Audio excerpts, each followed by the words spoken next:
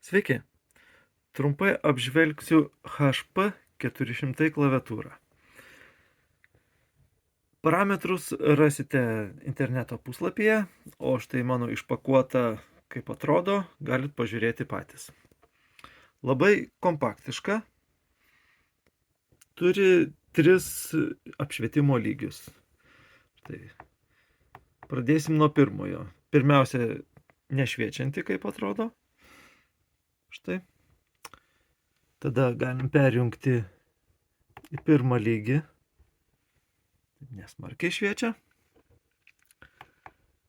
Vidutinis lygis. Ir trečias lygis. Na štai. Noriu pastebėti, kad įjungus kompiuterį nusimuša nustatymai ir visą laiką įsijungia pirmiausia štai šitas vidutinis lygis. Na, bet ne bėda. Galima pasireguliuoti. Klaviatūrą, štai dar paimsiu. Parodysiu, kaip atrodo tie klavišai šokia. Nėra per daug, labai panašus į nešiojimo kompiuterio klaviatūrą.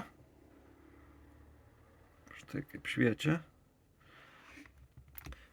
Apversim dar, pažiūrėsit, kaip čia atrodo viskas.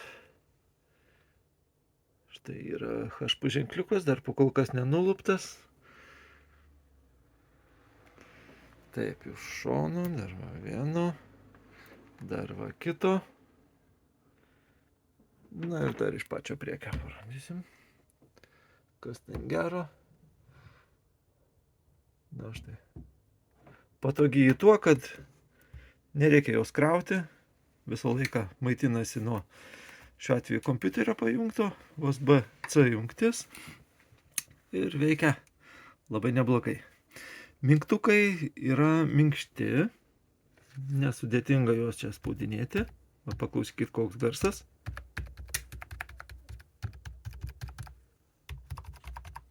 Nėra labai tyli.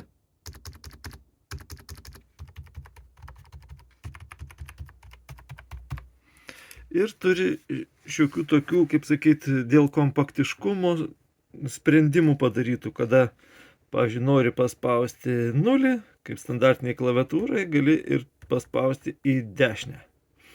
Na, čia toksai minusas nedidelis, reikia priprasti.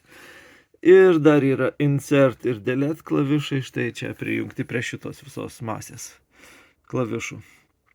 Taip kad pirkdami, nenusistebėkit, priprasit. Dar yra keletą opcijų ir Mac OS-ui. Na, bet čia nebėda, pakol kas Windows'us naudoju. Taip kad gero visiems naudojimo, pirkit ir naudokit. Sėkmės.